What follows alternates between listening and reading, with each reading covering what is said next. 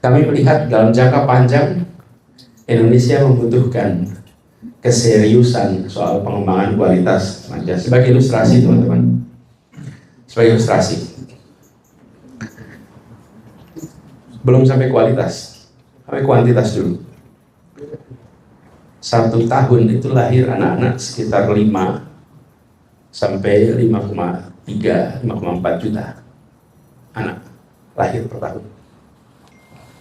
Yang masuk SD itu angkanya 98% enrollment rate. Yang masuk SMP 81%. Yang lulus SMP, lulus SD bukan masuk, lulus SD 98%, lulus SMP 81%, lulus SMA 64%.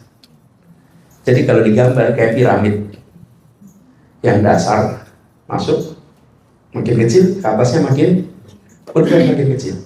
Jadi teman-teman sekalian, lulus SMA 64%, 36% itu nggak lulus SMA. Oke? Dan itu kalau dihitung kira-kira 1,8 juta orang. Diamkan itu 10 tahun, itu 18 juta orang. 18 juta orang ini yang selalu mengisi sektor informal, yang selalu berhadapan dengan unemployment, yang serba-serba semua problem. Kita sering berbicara tentang kualitas pendidikan itu kualitas persekolahan, bukan kualitas pendidikan. Yang dalam sekolah dan yang di luar sekolah itu porsinya besar sekali. Dan itu terjadinya di mana? Di daerah-daerah yang jauh dari perhatian publik. Dan kesadaran tentang itu seringkali rendah. Karena itu saya melihat kenapa PR ini besar. Kenapa akhirnya kami memilih berada di jalur reform untuk pendidikan. Karena kita ingin memastikan setiap anak lahir bisa masuk SD, SMP, seperti di sini kan kira-kira. Sini kan aman. Jadi kalau digambar itu seperti garis lurus gitu. Dari bawah sampai atas. Kalau di Indonesia kayak piramid. Udah gitu belum lagi masuk universitas, nanti lebih sedikit lagi, bukan?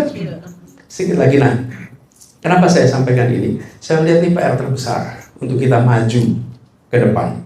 Tanpa keseriusan ini melampaui partisan politik.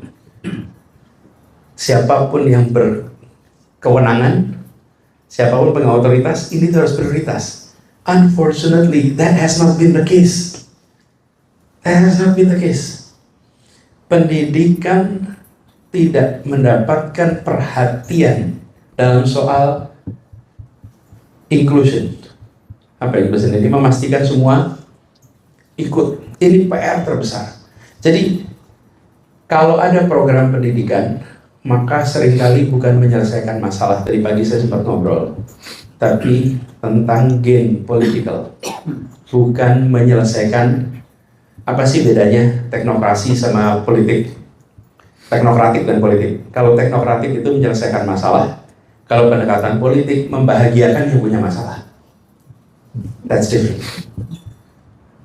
Anda miskin, kami berikan bantuan makan siang. Bahagia nggak? Bahagia. Masalah kemiskinan selesai? Enggak. Enggak. Tapi kalau siapin program teknokratik, buatkan koperasi, buatkan UMKM, ada pelatihan, itu bisa menyelesaikan kemiskinan. Tapi kalau ditanya, mana yang berikan return politik lebih besar? Lebih besar. Yang pendekatan? Udah jangan sebut itu dulu. Pagi-pagi nih, nanti saya dapat masalah di kampung halaman. Tapi poinnya adalah, ini teman-teman harus kami memilih untuk memperjuangkan ini. Jadi kami melihat ke depan persoalan mendasar kualitas manusia yang kita semua di sini sadari. Tapi itu harus menjadi keseriusan kita. Buat teman-teman di sini, kalau bisa melakukan sesuatu untuk education, do it. Apakah bentuk beasiswa, apakah bentuk pembelajaran, dan bagi yang masih kuliah, masih sekolah, jadilah inspirasi. Betul-betul jadi inspirasi. Teman-teman, inspirasi itu priceless dan lifetime.